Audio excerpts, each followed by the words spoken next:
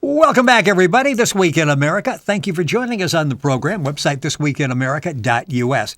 Back with us on the program, Dr. Allan Hedberg, a clinical psychologist of 45 years, maintaining a private practice in Fresno, California. He received his doctorate from Queen's University in Canada. Dr. Hedberg is a founding principal of Avante Health and Avante Behavioral Health, serving private companies and governmental agencies in California. He's active in professional affairs, held offices in several professional organizations, including president of the California Psychological Association.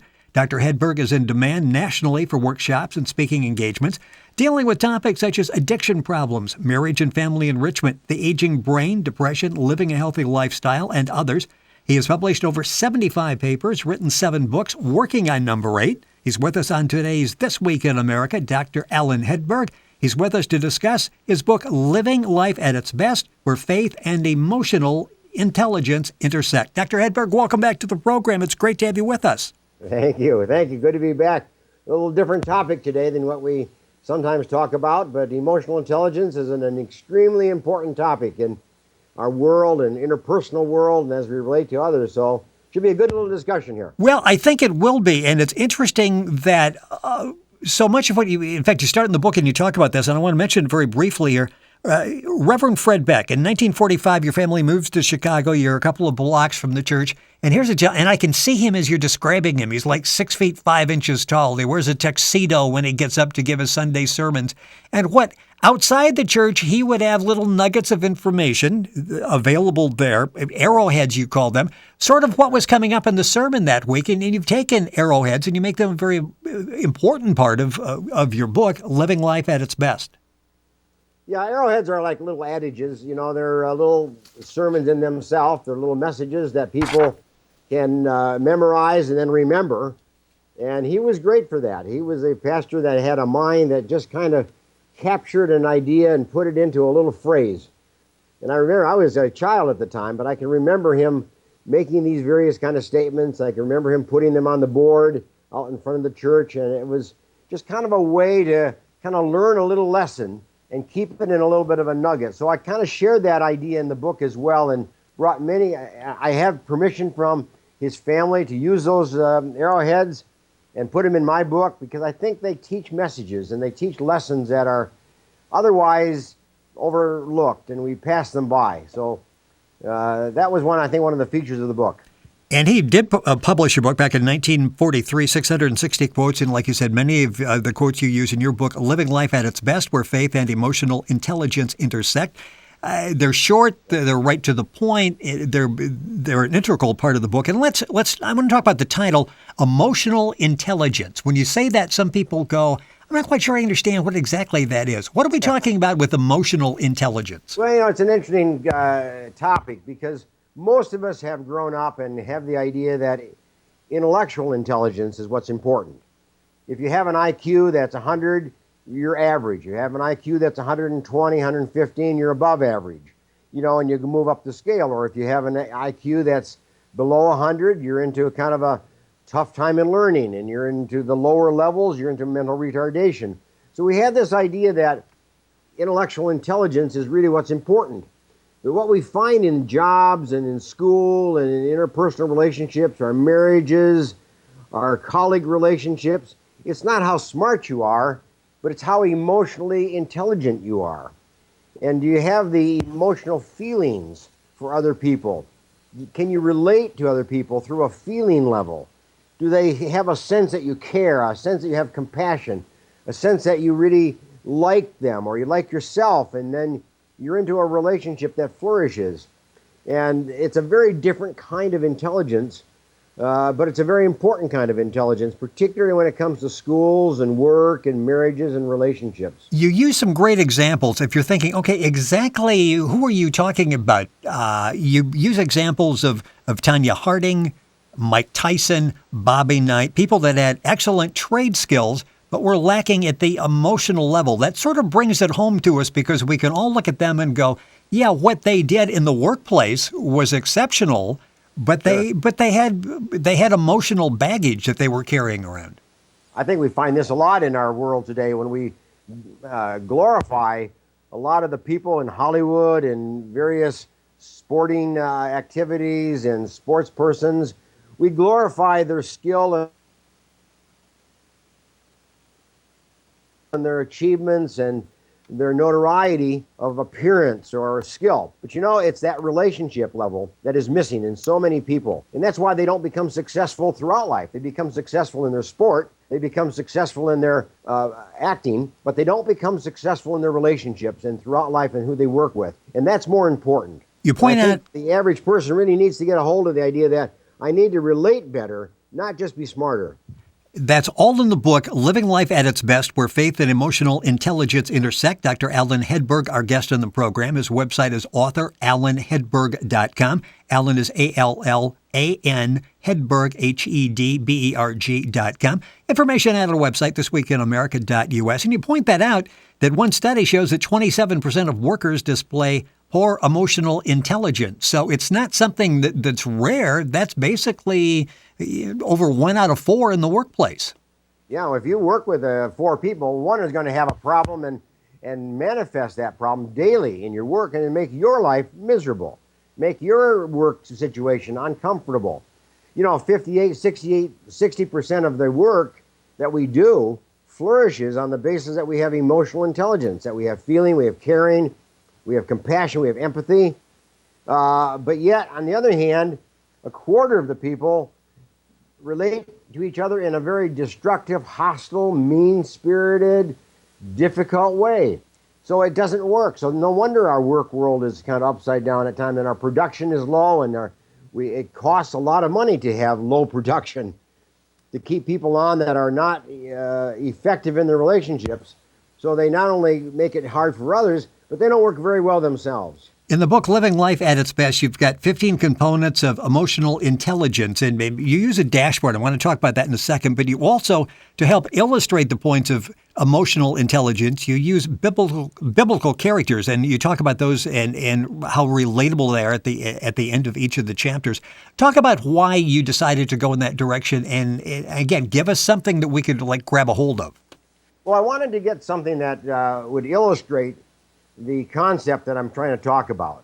If I'm talking about assertiveness and the ability to communicate, I wanted to get somebody that would represent that point of view or would represent that message. So you can go into the world of sports, you can go in the world of drama and plays and theater, you can go in the direction of music, but I chose to go in the direction of biblical characters because it's available for everybody. There's a source that they can read up on that particular character and see the point that I was trying to make. So it's a kind of way to make it live, make it come into life, because it's part of an individual's life that is recorded in history. So I used characters from the Old Testament. The book is called Living Life at Its Best, Where Faith and Emotional Intelligence Intersect. Our guest on the program is the author, Dr. Allan Hedberg. AuthorAllanHedberg.com is his website. Information on the book there. Book's available at Amazon as well. And, of course, you can link on directly at our website, thisweekinamerica.us. I mentioned you use a marriage dashboard. I want to talk about that for a second because we think of dashboards. We use it for finances, for company growth, that type of thing. This is basically we can use for self-assessment. We can use for marriage. Explain the concept of a dashboard. And you've got this excellent way in all of the books of breaking things down where we can get a hold of them and understand them. The dashboard really adds to our being able to get a handle on this. Sure. If you take the idea of emotional intelligence, and there's 15 different kinds of emotional intelligence, self-respect and self-awareness and assertive communication and being empathetic and so on. There's 15 of those. But if you put them on a scale from 1 to 10, and then you say, okay, how am I in this particular emotional feature of my life? And how is my spouse on that particular feature in life? If one is high and one is low, we're going to have trouble. If both of us are high and have well-developed skills in that particular emotional area, we're going to enjoy a marriage relationship in that way, and it's going to enhance our relationship.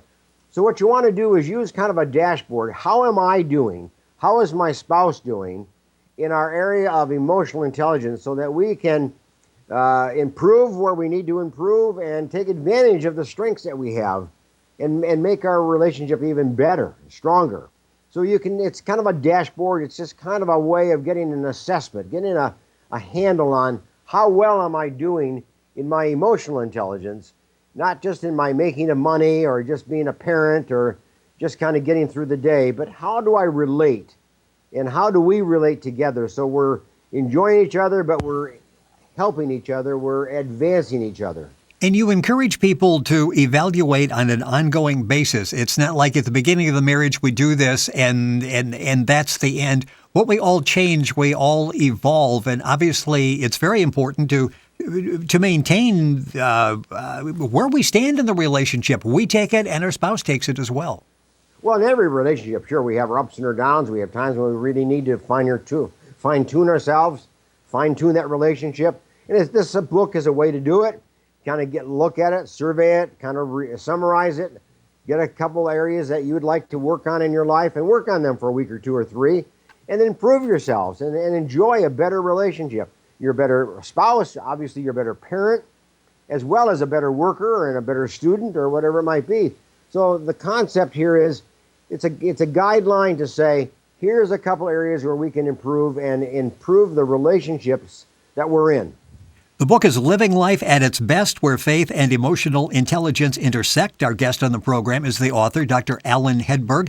The book is available at his website, authorallanhedberg.com. That's Allan, A-L-L-A-N.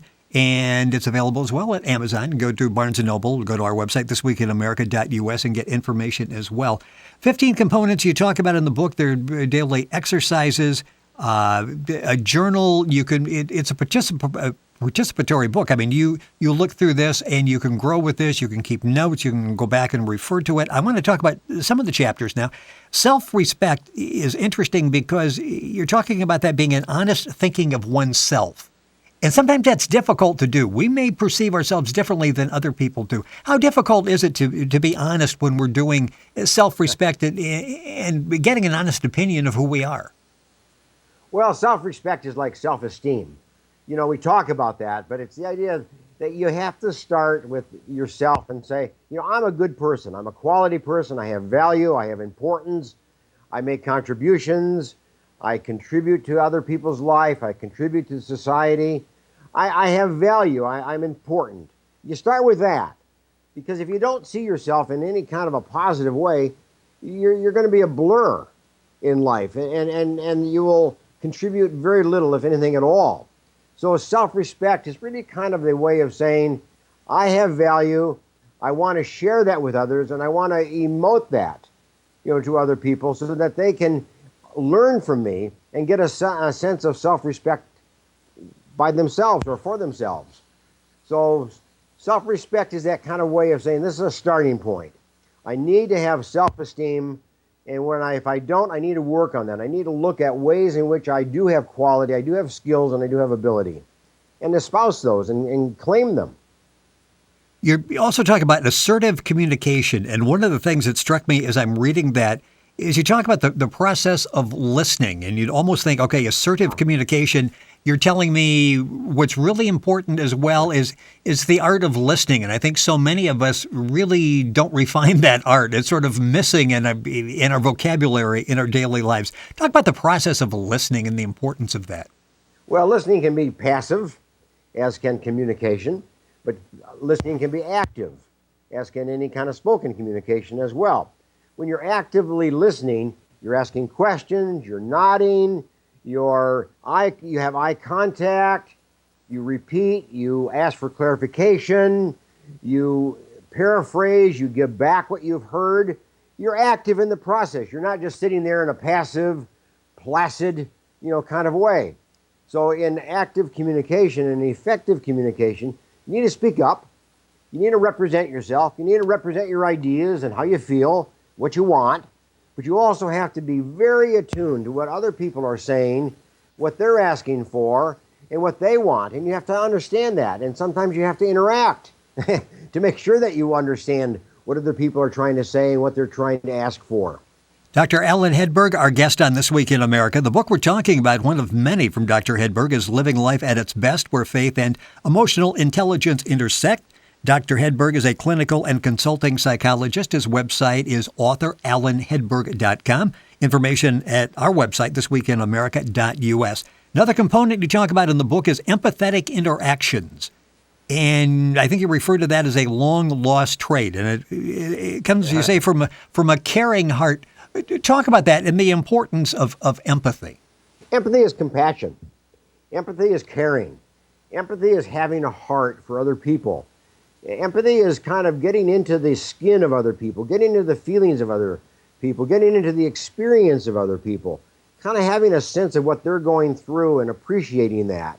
But then it's also the other part of it, letting people know what you feel, how you feel, what you want, what's important to you, what's bothering you, what's agitating you now, what's giving you peace, what's giving you a sense of happiness. So it's that interaction, that sharing of emotion and sharing of the caring part of it, the feeling part of it that you have for other people and that you want them to have towards you. Because when two people are empathetic towards each other, they feel for each other, they have a sense of each other's feelings, the quality of that relationship is very, very high and very, very significant for both of them. We've got a couple minutes left in the program, going by way too quickly. The book is Living Life at Its Best. One I want to talk about, and sort of like where we started with this when we used examples of Tanya Harding, Mike Tyson, and Bobby Knight, is impulse control. And you say this really is essential to emotional intelligence. And that's, see, so many people get into trouble because they're too impulsive. Well, impulse control is like putting reins on a horse. You know, it's like putting a leash on a dog. It's like holding it back. We all have things we like to say and want to say. But you know, there are times not to say it. Or there are times to wait, delay in saying what you want to say. There are times to just say it more softly, say it more kindly, say it more thoughtfully or more respectfully. That's emotional control. If you just say everything you think and say it as strongly as you want to say it, and you're going to hurt people's feelings. You're going to push people away, and you're going to separate yourself from other people, and you're going to end up with very few friends. So impulse control is the ability to have a sense of how you could hurt other people, but you desire not to hurt other people, so that you speak in a manner that is more thoughtful, respectful, and kindly. And then the relationships can flourish. I'm going to take another minute here because it's so important, I believe. You talk about optimism and happiness and looking at things on the brighter side. You deal with people on a daily basis. Is that what sort of gets us all through a sense of optimism? Find something to be happy about, no matter what our circumstances are. Yeah, optimism is a very important trait. The ability to look upon things with a sense of positiveness, a sense of expectation, a sense of hope, if you will. That's optimism. You know, happiness is just kind of that sense that you have a sense of peace, a quality of your life, because you've given your life away to somebody else. You've shared it with somebody else. Happiness comes from giving. Happiness doesn't come from receiving and getting and having other people give to you. Oh, it's fine. It's nice for that to happen. But true happiness is when you give to other people. And sometimes you give money. That's true. Sometimes you just give a kind word. Sometimes you just give of yourself. You give time. You give help to other people. Because in the giving, you get. And in the giving, you get a sense of happiness because you've done something good for other people. They appreciate it, they enjoy it, and they benefit from it. And it helps you feel good. That's what real happiness is. And the optimism part is just looking upon life with that sense of hope and expectation that things will work out, things will get better, things will come along that will be to your benefit as well. It's an excellent book, Living Life at Its Best, where faith and emotional intelligence intersect. The book has a series of questions that you can discuss, exercises to carry out, the arrowheads that we had talked about.